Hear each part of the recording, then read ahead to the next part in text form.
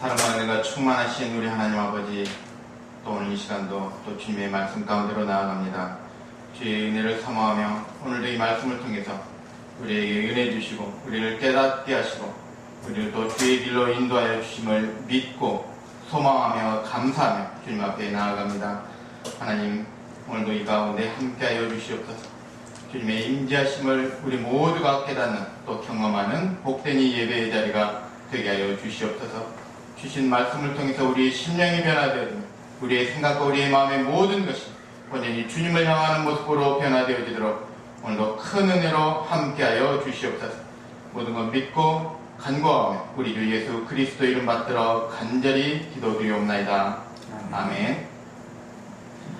예수님이 오셔서요 하셨던 말씀 가운데 처음에 선포했던 말씀이 회개하라는 말씀이었습니다. 그건요 많은 사람들에게 한 번에 선포하셨던 말씀이고 오늘도 여전히 예수님은 만나는 그 사람에게 하시는 말씀이 있습니다. 그런데 예수님이 설교하셨던 부분도 있지만요 사람에게 다가가서 하시는 말씀은 그렇게 길지가 않습니다. 우리가 깨닫지 못하거나 이해하지 못할 만큼 복잡하지도 않습니다. 너무나 간단해요. 오늘 하시는 말씀은 딱 한마디예요. 와서 보라. 지금 성경 말고 이전의 성경에는요 이거보다 좀 더 간단히 나옵니다. 와 보라. 너무나 간단한 말씀이에요. 한마디로 이렇게 말씀하십니다. 와서 보라. 아무리 기억력이 안 좋아도요 이것 정도 기억 못할 만큼 기억력 나쁜 사람은 없을 겁니다. 주님은 복잡하게 말씀하지 않으셨어요. 간단하게. 자, 그러면 이 상황이 어떤 상황인지 보겠습니다. 예수님이 지나가는 것을 보고 요한이요 그 제자들과 같이 있는데 예수님을 소개합니다. 제자들, 하나님의 어린 양입니다. 그랬더니 요한의 제자 두 사람이 예수님을 따라갑니다. 따라가니까 예수님이 그들을 보시면서 하시는 말씀이 내가 무엇을 원하느냐, 무엇을 구하느냐 물어보죠. 그랬더니 이 두 사람이 어디로 가십니까? 락뛰어 어디로 가십니까? 이 말은 따라가고자 하는 마음이 있는 거죠. 이렇게 질문을 드렸을 때 예수님이 하시는 말씀입니다. 와서 보라. 내가 와서 보면 알 거라는 거예요. 이 말씀을 듣고 그들이 따라갑니다. 자, 말씀 한번 봅니다. 39절. 예수께서 이르시되 와서 보라. 그러므로 그들이 가서 계신 데를 보고 그날 함께 거하니 때가 10시쯤 되었다. 예수님 말씀대로 가서 봅니다. 그리고 예수님과 함께 거합니다. 아마 이 날이 그들에게는 인생의 가장 큰 전환점이 되었을 겁니다. 그 후로 그들이 어떻게 바뀌었는가 보겠습니다. 41절 말씀입니다. 그가 먼저 자기의 형제 시몬을 찾아 말하되 우리가 메시아를 만났다 하고 그 중에 한 사람의 이름은 안드레라고 나옵니다. 이 사람이 자기 형제 베드로에게 가서 우리가 메시아를 만났다 이렇게 이야기합니다. 일생일 그렇게 고대하던 그 조상적부터 계속해서 고대하던 그 메시아를 우리가 만났다 이렇게 이야기합니다. 그리고 그 말을 그의 형제에게 했더니 이 베드로가 이제 그 형제를 따라서 예수님에게 오게 됩니다. 한 사람 이 안드레를 통해서 그 형제가 또 예수님 앞에 오게 되죠. 와 보라, 와서 보라. 이 말씀이 누구에게는 인생의 가장 큰, 가장 의미 있는 그 인생을 송두리째 바꿀 수 있는 그런 말씀이 되었습니다. 그리고 이 말을 들었던 사람이 자기 형제에게 가서 또 우리가 메시아를 만났다. 이 말을 통해서 여전히 베드로도 그 인생의 가장 큰 변함의 시기를 겪게 됩니다. 여기서 한번 예수님이 하시는 말씀 와서 보라. 이건 예수님이 초청하는 말씀입니다. 그리고 나서 또 한 번의 이와 비슷한 말씀을 합니다. 43절 말씀을 보겠습니다. 이튿날 예수께서 갈릴리로 나가려 하시다가 빌립을 만나 이르시되 나를 따르라 하시니, 그 다음날 이제 예수님이 빌립이라고 하는 사람을 만납니다. 이 빌립을 만나서 예수님이 하시는 말씀입니다. 여전히 여기도 복잡하지 않습니다. 길지 않습니다. 그냥 한마디, 나를 따르라, 와서 보라, 나를 따르라. 별반 다르지 않은 의미입니다. 나를 따르라는 건 무엇입니까? 말 그대로입니다. 나를 따라오라, 내 제자가 되라, 이 말씀입니다. 앞에서 와서 보라는 말씀은 무엇입니까? 여기는 조금 상황이 다른데요, 여기는 그들이 먼저 왔습니다. 그래서 예수님이 와서 보라 말씀하시고, 여기 빌립을 만나셨을 때는 예수님이 먼저 다가가십니다. 그리고 그에게 말씀하십니다. 나를 따르라. 이 빌립도 이 말씀 한마디에 그 인생이 바뀝니다. 자, 어떻게 바뀌었는가 한번 보겠습니다. 45절 말씀입니다. 빌립이 나다나엘을 찾아 이르되 모세가 율법에 기록하였고 여러 선지자가 기록한 그 일을 우리가 만났으니 요셉의 아들 나사렛 예수니라. 자, 여기는 말이 조금 길긴 한데요, 이 말도 위에 있는 말씀과 똑같습니다. 우리가 메시아를 만났다, 내가 메시아를 만났다, 이 말이 인생에 이거보다 더 큰 기쁨과 감격과 그 인생이 송두리째 바뀔 만한 이런 만남이 또 어디 있겠습니까? 메시아를 만났다, 내가 구원자를 만났다. 그렇게 하나님이 약속하신 그 메시아, 하나님 우리에게 보내주시겠다는 그 메시아를 내가 어제 만났다. 그것을 전하는 겁니다. 내가 메시아를 만났다. 그러면 이 빌립이 전했던 이 나다나엘, 이 사람은 어떤 사람이겠습니까? 아마 우리는 몰라도요, 빌립에게 나다나엘은 아주 특별한 관계일 겁니다. 아주 가까운 관계일 겁니다. 그 가장 기쁨의 소식을 가장 먼저 전했던 가장 친한 친구였을 겁니다. 내가 메시아를 만났다. 근데 여기서 반응은 이 베드로와는 조금 다릅니다. 이 사람은 뭔가 좀 아는 사람 같습니다. 46절 한번 봅니다. 나다나엘이 이르되 나사렛에서 무슨 선한 것이 날 수 있느냐. 이건 성경의 어떤 지식, 배경이 있는 사람의 말입니다. 절대로 그럴 수 없다라는 말입니다. 이때 빌립이 하는 말이 있습니다. 빌립이 이르되 와서 보라. 앞에서 나온 말씀의 반복이죠. 그런데 앞에서 와서 보라는 이 말은 예수님의 말씀이고요, 지금 이 말은 빌립의 말입니다. 말의 내용은 같지만 의미는 약간의 차이가 있습니다. 그런데 결국에 똑같아요. 예수님도 와서 보라는 말씀은 그들을 초청하시는 말씀이고요, 빌립도 나다나엘을 초청하는 겁니다. 예수님은 당신에게로 초대하는 말씀이지만 이 빌립은 자기 친구를 예수님께로 초대하는 말이에요. 와서 보라. 와서 보면 된다는 거예요. 자, 오늘 이 말씀이 여러분에게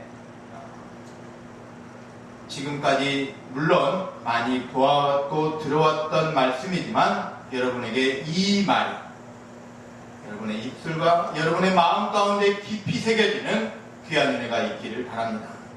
자, 우리가 전도한다라는 말을 합니다. 또 전도에 여러 가지 프로그램도 있습니다. 교회에서 늘 하는 이 프로그램 중에 하나가 전도 프로그램이죠. 심한 경우 어떤 교회는요, 전도왕 선발을 하는데 경품을 내거든요. 그냥 하라고 하면 안 하나 봐요. 어떤 경품을 내거냐면 제가 지금까지 본 것 중에 가장 큰 게요, 자동차 있어요. 자동차를 내겁니다. 몇 명 이상 하면 주겠다, 뭐 이렇게 하면 한 대 가지고는 안 될 수 있는지 딱 한 명 1등 가장 많이 전도한 사람에게 자동차를 선물합니다. 네, 의미는 있습니다. 뭐냐면 이 차를 타고 다니면서 전도 더 열심히 해라. 어떤 이런 의미는 있습니다. 그런데 사실은요, 빈자리 채우라는 겁니다.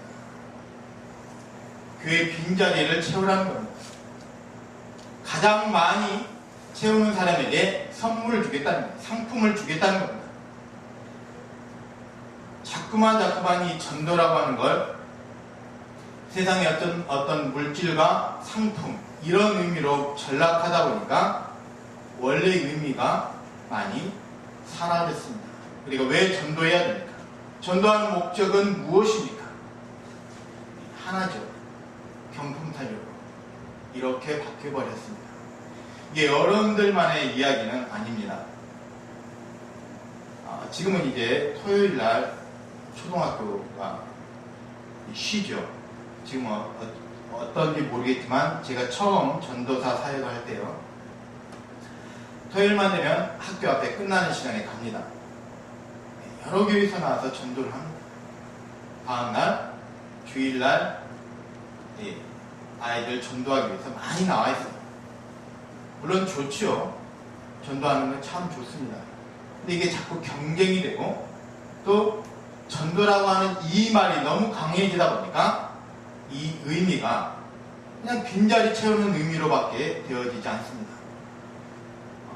어떤 곳에서는 이런 일도, 웃지 못할 일도 생겼습니다. 뭐냐면요, 이게 이 아이는 좀 큰 아이입니다. 근데 그 전도사님한테 와요. 그래서 협상을 합니다. 내가 내일 몇 명 데려갈 테니까 그 상품 나에게 줄 수 있느냐, 이렇게 딜을 합니다. 초등학교 5학년, 6학년 되는 아이가 내가 내일 5명 데려가겠다. 그러면 나에게 뭘 달라? 많이 해봤다는 겁니다. 전도가 무엇입니까? 어느 순간부터 이 전도가 단순히 교회의 빈자리 채우는 의미로밖에 되지 않게 됐습니다. 예수님이 이 두 사람에게, 자기를 따라오는 요한의 제자였던 두 사람에게 하신 말씀, 와서 보라. 그들이 보고 느낀 건 무엇입니까? 우리가 메시아를 만났다. 그들은 메시아를 만났습니다. 그리고 가서 그들이 메시아를 만나고 나서 그들이 나가서 한 일, 첫 번째 한 일이 무엇입니까? 그 형제를 전도했어요. 그 형제 베드로를 예수님께로 인도합니다. 이게 전도라는 거죠. 왜 합니까? 그도 메시아를 만나야 돼요. 그도 구원자를 만나야 돼요. 그도 이 예수를 통해서 구원 받아야 됩니다. 누군가를 구원하기 위해서 하는 게 전도입니다. 어느 순간 상품의 눈이 멀어서, 아니면 어떤 목적까지 교회의 단순한 빈자리를 채우는 목적으로 전도가 바뀌어가고 있습니다. 어쩌면 지금도 이런 의미로 전도하고 있는지도 모르겠습니다. 메시아를 만난 이후 가장 먼저 했던 게 전도였어요. 우리가 메시아를 만났다. 메시아를 전하는, 구원자를 전하는 겁니다. 구원자 예수 그리스도를 전하는 것이 전도였습니다. 두 번째 사람, 빌립. 그도 예수님이 나를 따르라 했을 때 따랐습니다. 그리고 나서 그도 내가 메시아를 만났다, 이 이야기를 친구에게 합니다. 그리고 그를 데려오려고 그에게 전도하기 위해서 말을 합니다. 그런데 이 친구는 처음에는 잘 듣지 않죠. 그때 했던 말, 와서 보라. 많은 말이 필요하지 않다는 겁니다. 너도 와서 예수를 만나라는 겁니다. 너도 와서 예수를 만나면 너도 나와 같이 된다는 겁니다. 오늘날 왜 전도가 이렇게 바뀌었을까요? 진정한 전도가 바로 이건데, 내가 만난 예수, 내가 만난 구원자 예수 그리스도를 전하는 것이 전도인데 왜 이렇게 바뀝니까? 이유는 딱 한 가지입니다. 사실은 전도하는 그 사람, 전도해야 된다는 그 사람도 사실 예수를 못 만났거든요. 그가 인격적으로 예수를 만나지 못했거든요. 그 예수님이 자기에게 정말로 구원자가 되지 못하기 때문에 전하지 못합니다. 그래서 전도할 때, 특히 가까운 사람에게 전할 때 무엇을 전합니까? 어떤 내용을 가지고 그를 교회에 오게 합니까? 이 말을 조금 바꿔보면요, 와서 보라, 이 말을 조금 바꿔보면 우리 교회 가자, 이런 말로도 바뀔 수 있습니다. 자, 우리 교회 가자 했을 때 여기에는 어떤 의미가 있습니까? 되게 보면요, 개척교회나 조그마한 교회를 섬기는 분들, 이분들은 정말 상급이 큽니다. 그 자리를 지키고 있다는 것도 크고요.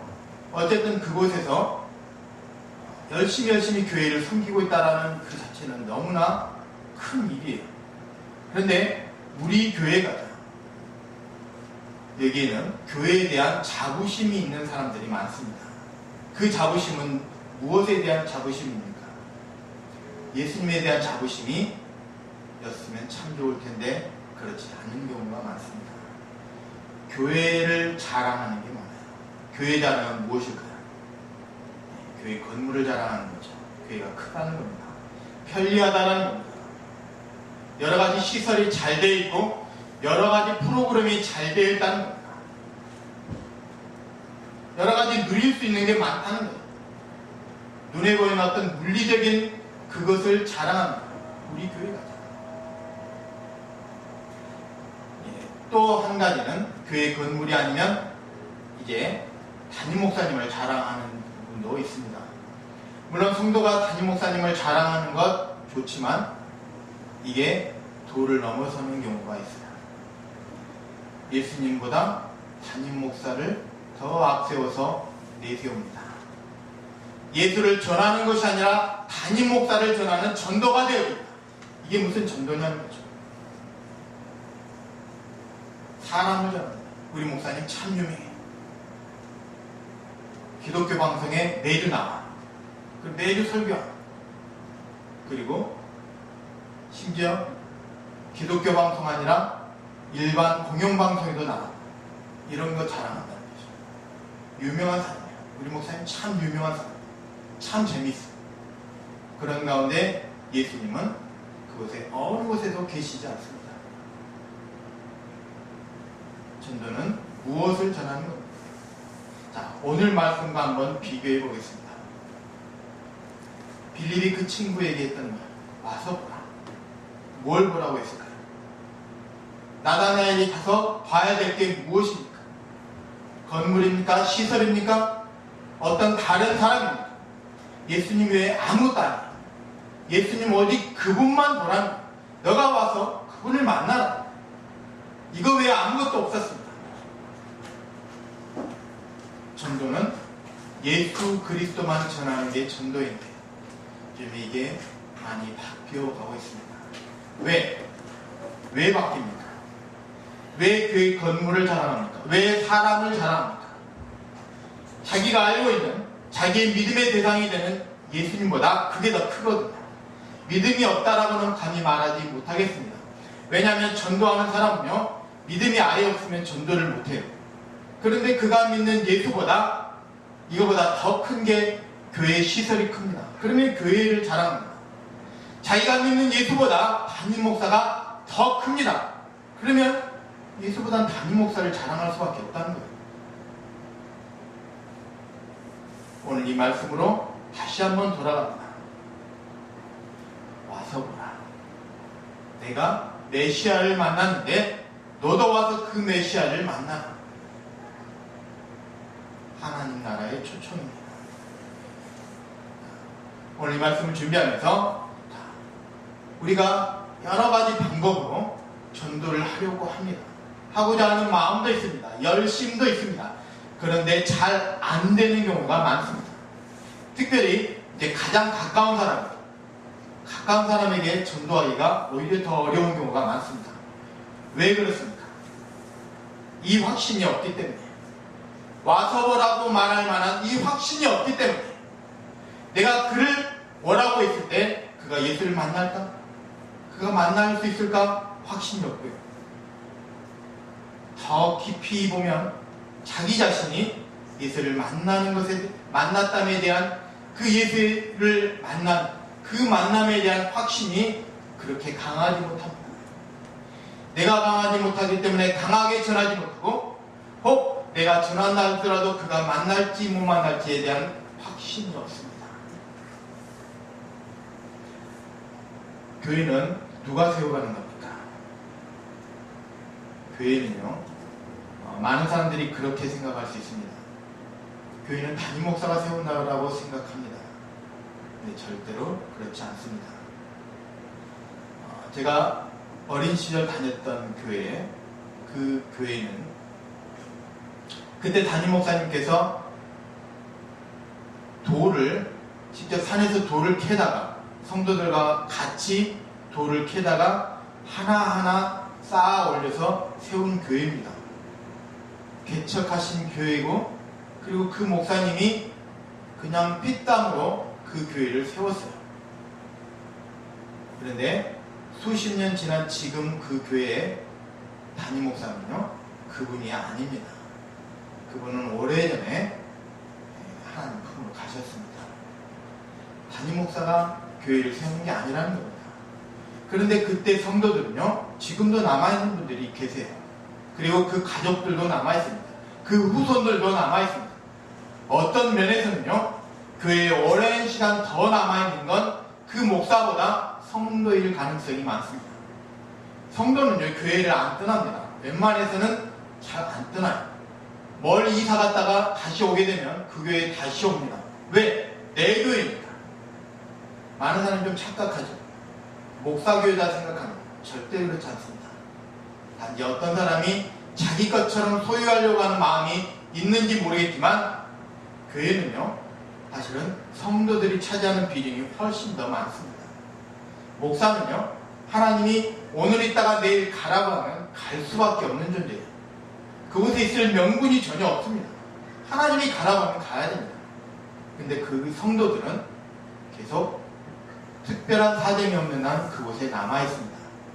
교회는요, 목사와 성도가 같이 세워가는 곳이 교회입니다.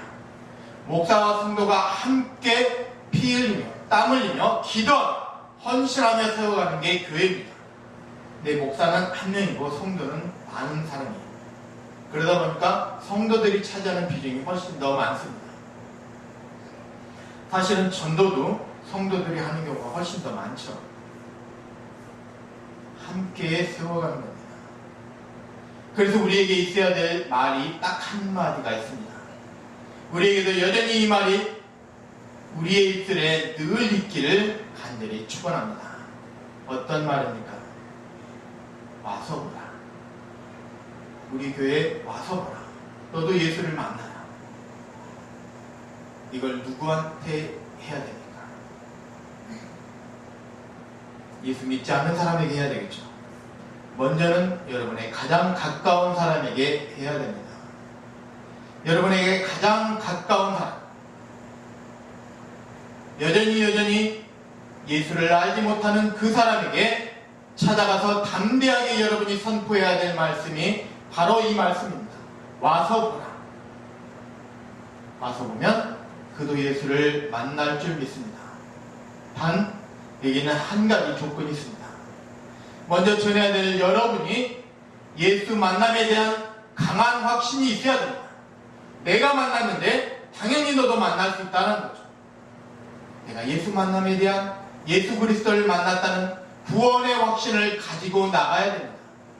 그래서 저번에 함께 나누었던 말씀이 무엇입니까? 혹 우리가 회개하라는 이 말씀이 예수님이 처음 하신 설교의 내용인데, 어떤 사람은 회개하지 않았는데 회개했다라고 착각할 수도 있습니다. 다시 한번 우리가 주님 앞에 무릎 꿇고 앉는 것이 필요합니다.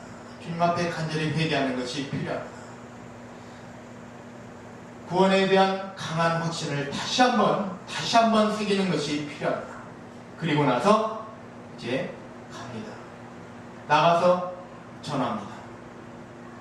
여러분의 친구 빌립에게 나다나엘이 있었던 것처럼 여러분에게 누가 있습니까? 안드레에게는 그 형제 베드로가 있었던 것처럼 여러분에게 그 형제는 누구입니까? 그들에게 가서 이야기합니다. 와서 보라. 너도 와서 예수를 만나라. 아무쪼록 여러분의 마음 가운데 이 말씀이 떠나지 않고 여러분의 입술에서 떠나지 않고 늘 남아있기를 간절히 축원합니다. 그리고 강하고 담대하게 이 말씀을 선포할 수 있기를 우리 주 예수 이름으로 축원합니다.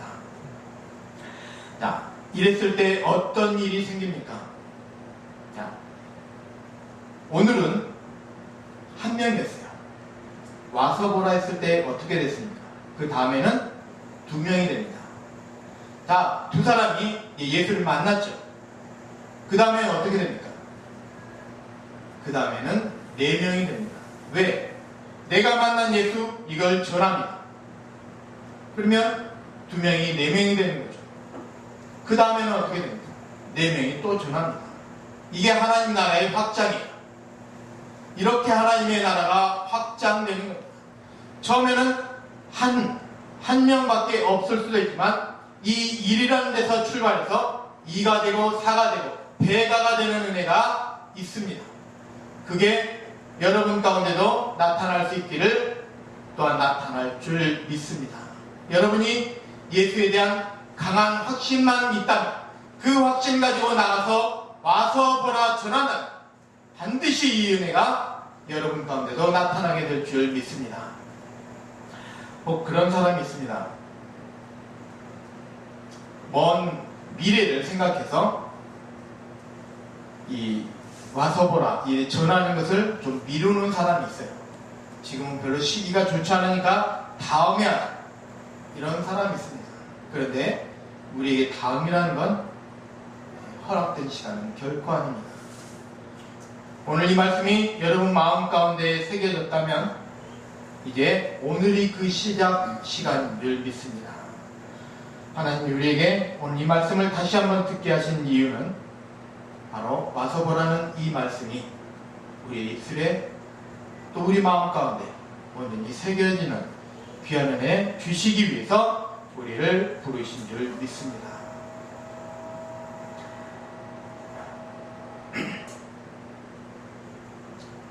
교회는 하나님의 교회는요 생명이 있습니다.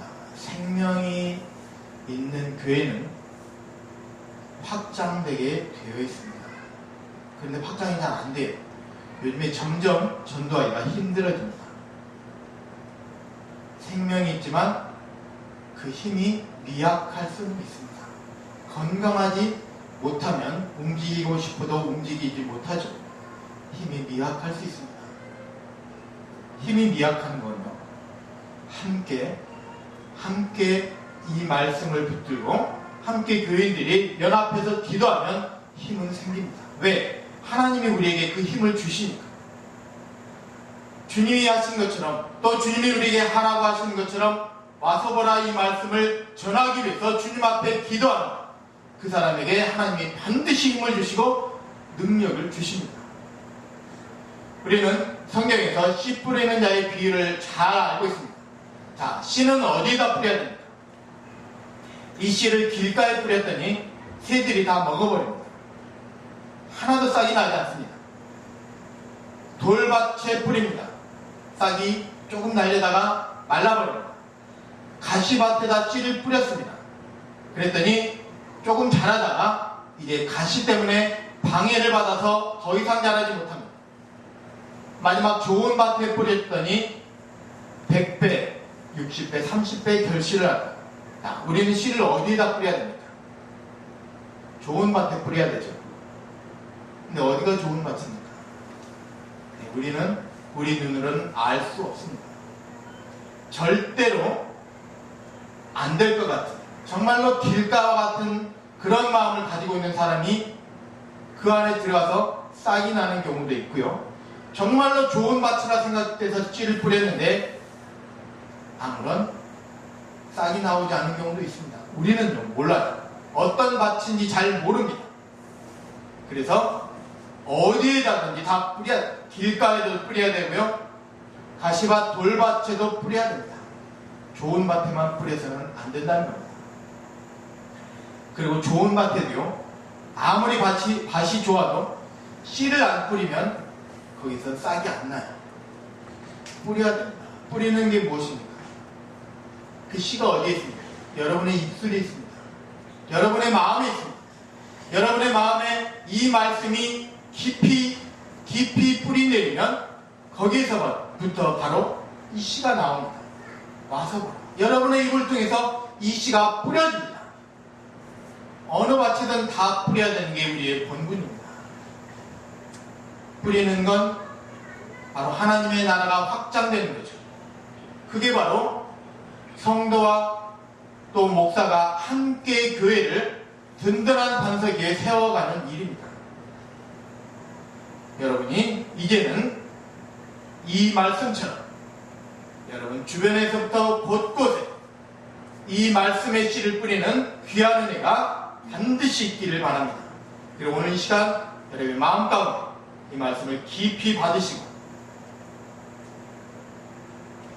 결단할 수 있는 귀한 은혜가 함께 있기를 바랍니다. 기도하겠습니다.